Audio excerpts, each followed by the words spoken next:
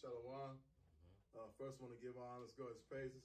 Due to Yahweh, Ba'ashim, Yahushai, Ba'ashim, Rakakadash. Double honors to the apostles and elders, a great millstone.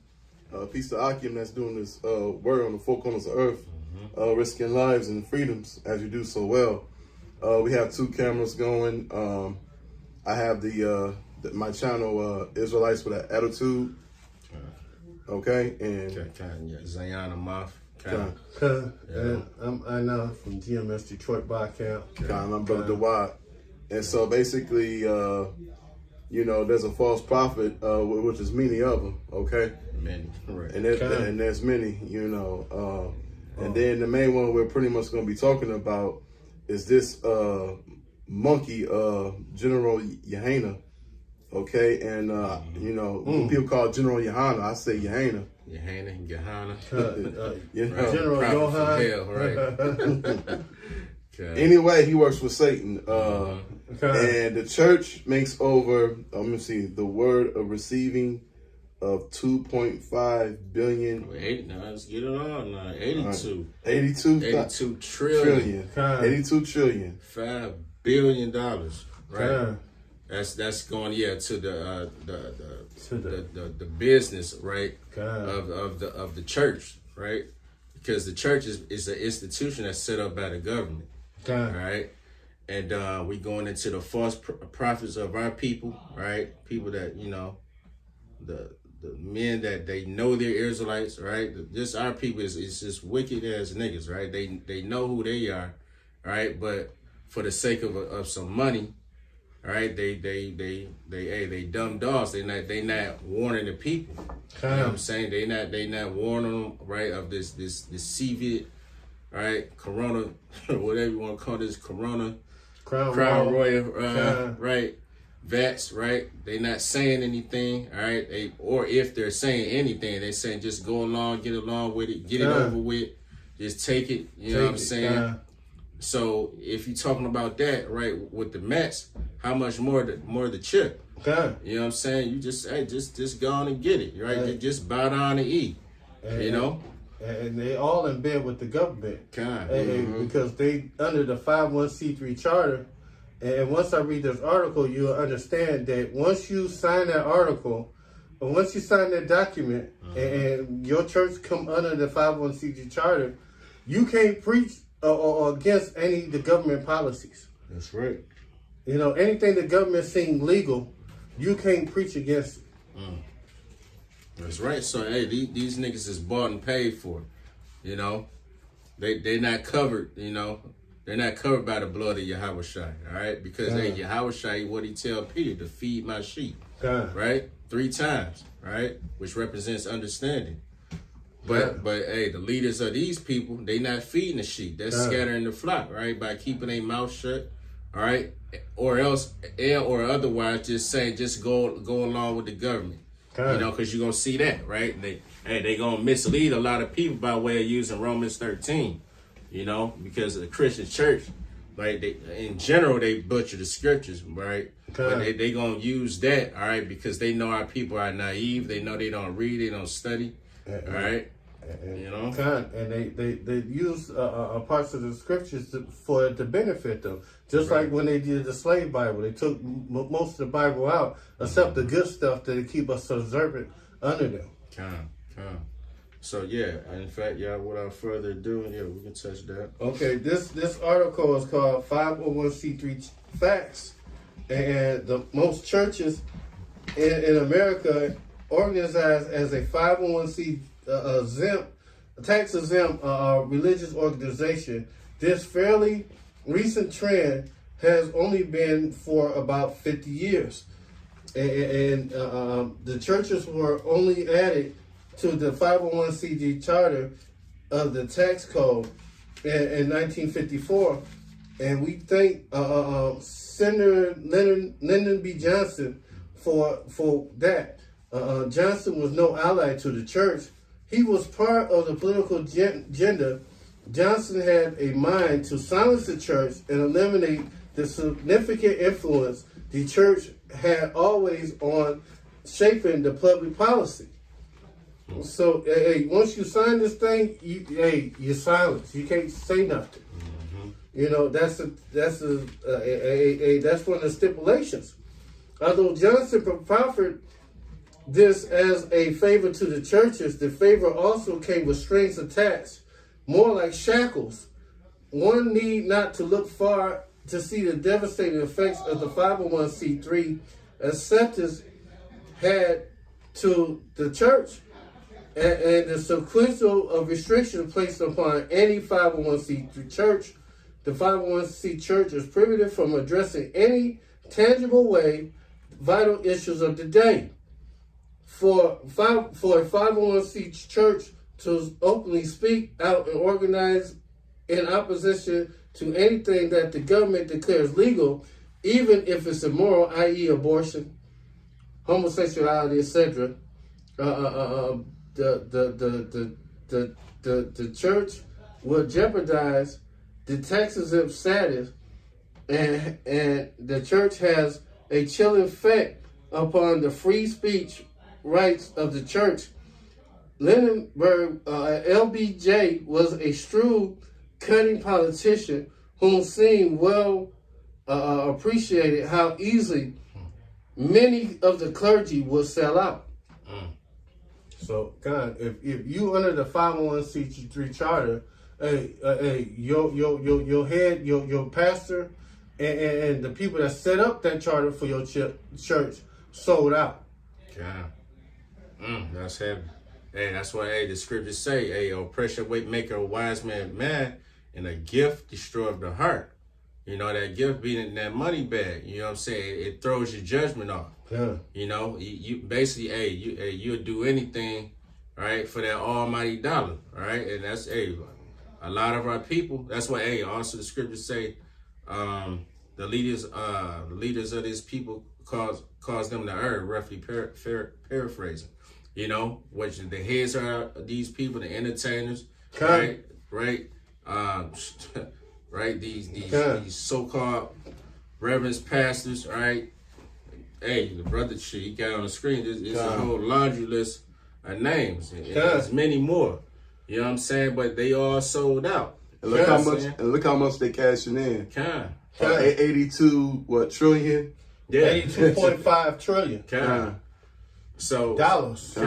So that's all they about. Right? They not about, they give less than a damn, all right, about the people, all right, that attend these churches. All right, they getting over on y'all, and this is what we've been trying to tell and warn y'all for the longest. All right, but hey, y'all not listening, and it's gonna be to your detriment. You know, because who they got in the news right now, right?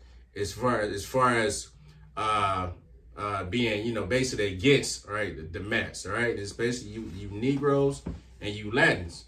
You know what I'm saying? They throw the numbers up there, right, to make you look as if you're the problem, right? You know what I'm saying? Which they give you every reason not to believe, not to trust it, right? they show you right a live and living color, right? People taking the shot and they falling out on sight. You know what I'm saying? The one chick, you know what I'm saying? She took the shot and she got weak in the knees on sight. You know what I'm saying? Other cases of people weak in the knees, she just fell down. You know, you know. So I mean, it's like, give me a break. But regardless of seeing any of that, all right, you got the leaders of our people to say, "Oh, go with it anyway. Everything's gonna be okay." That's nonsense. You know? Hold on, I just got one more thing that you had. Said. Yeah. And this is another article from Outlaw Bible Student ORG, and I'm just going to get to the point. The United States, there has been more recent development to use clergy and religious representatives as government agents assigned to help facilitate taking your constitutional rights away. Federal Emergency Management Agency, FEMA, has recruited 30,000 or more church ministers in order to form a clergy response team.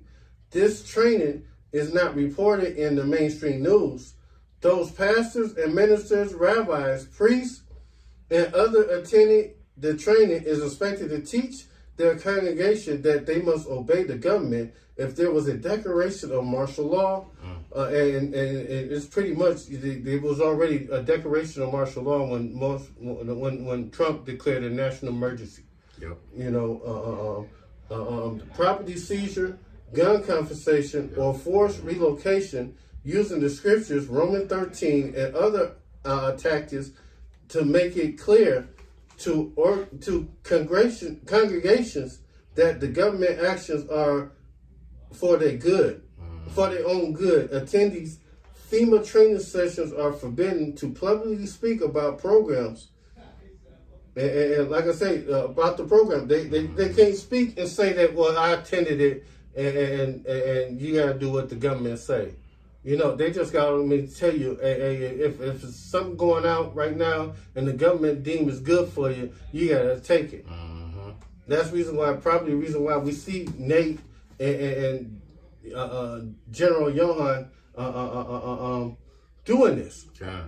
Because they have no choice now, because, you know, if you lose your federal tax exempt from the 501c3 charter code, hey, they can go back 7 years on your taxes. And they can give you 1 to 5 years for tax evasion. So they could give you up to like damn near 35 years for you just going against their policies. Ooh, that's heavy. That's a big deal with the brother bringing out. So, all right, because he got them right where they want them. You know what I'm saying? These contracts that you sign with this devil, man, is when he gets you, he got you. You know what I'm saying? You done. You done. So, right, these people, the leaders, you know, the so-called leaders of our people, they not trying. They don't want to be in that predicament. Right, they've been living on a high horse for too long. They want to maintain that status. You know what I'm saying? So, they pretty much like, hey, man, just give me the bag. What do you want me to say? That's the spirit in here. What do you want me to say? And they'll say it. You know, they have no shame, right? This is First Maccabees 1 and 41. Moreover, King Antiochus wrote to his whole kingdom, all should be one people, and everyone should leave his laws. So all the heathens agreed according to the commandment of the king. Yea, many of the Israelites consented to his religion and sacrificed unto idols and profaned the Sabbath. For the king has sent letters by messenger unto Jerusalem and the cities of Judah that they should follow this strange law of the land. And pretty much, that's what you're doing when you get in bed with the government. They separate church from state, but the government is not separated from the church. You know, the church can't affect the government, but the government can affect the church. That's it. Ooh, look at that. That's hook, line, and sinker, man. Yeah, I got this warmed up. Jeremiah 23 and 1 and 2. Okay. Woe be unto the pastors that destroy and scatter the sheep of my what's that? Sheep of my pasture. Of my pasture, said the Lord. Therefore, thus said the Lord, Yahweh of Israel, against the pastor that feed my people. Ye have scattered my flock and devoured them, driven them away, and have not visited them.